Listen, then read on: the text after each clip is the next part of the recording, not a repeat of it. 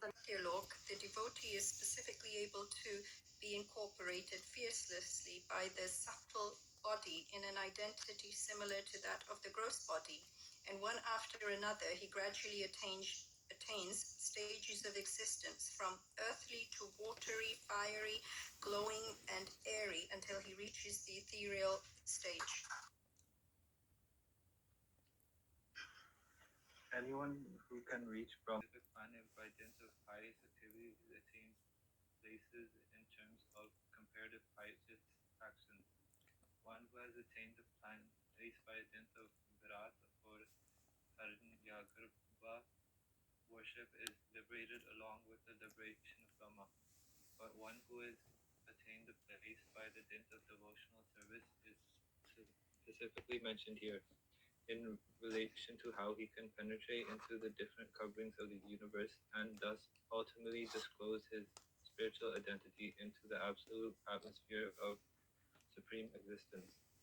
According to Srila Jiva Goswami, all the universes are clustered together up and down, and each and every one of them is separately sevenfold covered.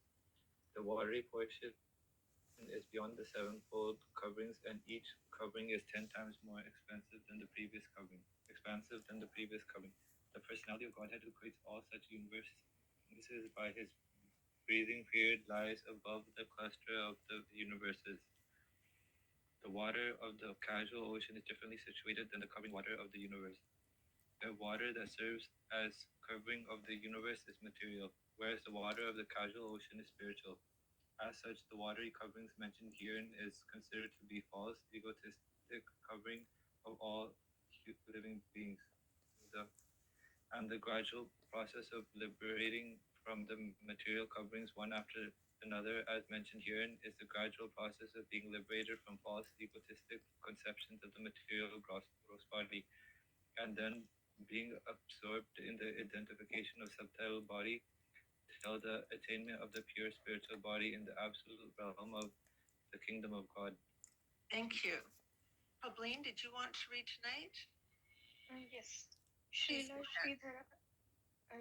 Sridhara Swami confirms that a part of the material nature, after being initiated by the Lord, is known as the Mahat Tattva. A fractional portion of the Mahat Tattva is called the false ego. The portion of the ego is the vibration of sound, and a portion of sound is atmospheric air. A portion of the airy atmosphere is turned into forms, and the forms constitute the power of electricity or heat. Heat produces the smell of the aroma of the earth, and the gross earth is produced by such aroma. And all these combined together constitute these cosmic phenomenon. The extent of the cosmic phenomenon is calculated to be diametrically both ways 4 billion miles.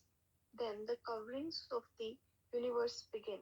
The first stratum of the covering is calculated to extend 80 million miles, and the subsequent coverings of the universe are respectively of fire, effulgence, air, and ether, one after another, each extending 10 times further than the previous.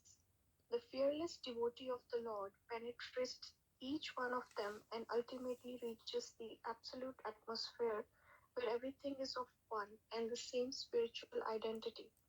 Then the devotee enters one of the Vaikuntha planets, where he assumes exactly the same form as Lord and engages in the loving transcendental service of the Lord. That is the highest perfection of the devotional life. Beyond this, there is nothing to be desired or achieved by the perfect yogi. Possibly answers the question about the dichotomy of Satyaloka and how the living entity gradually gives up the different material elements from gross to subtle. In those on Satya and Brahmaloka. And then Jiva Goswami describes how all the universes are clustered together. This is known as the Mahatattva. The Mahatattva is made up of all the different elements starting with the most subtle, the false ego, then the intelligence, then the mind, and getting more and more gross. So it goes through the different elements, and then it describes. This is quite amazing. It describes the material, basically the diameter of the material universe, which is 4 billion miles, up and down and left to right or north to east, south, east to west, 4 billion miles. But then it talks about the different coverings. The first covering is water, and this water is the water of the causal ocean from which Lord Mahavishnu lies, and it's not material; it's spiritual water. And as a little side note, when Vamanadev took the 3 steps of 3 steps, on a second step he expanded himself so big that he cracked the universe, the wall of the universe, and from the wall of the universe, the causal ocean came, flowed over his foot, and that's the source of the Ganges. So that's another indication of why the Ganges is so special, because it's actually the water from the causal ocean that came in from Vamanadev's cracking the universe. Anyway, so just as the universe is covered, what did it say? 8 million miles was the first covering, and that would be the earth. It goes from the most gross to the subtlest. So first there's earth, then water, then fire, then air, then ether, then mind, then intelligence, and then false ego. And those are the 8 coverings of the universe.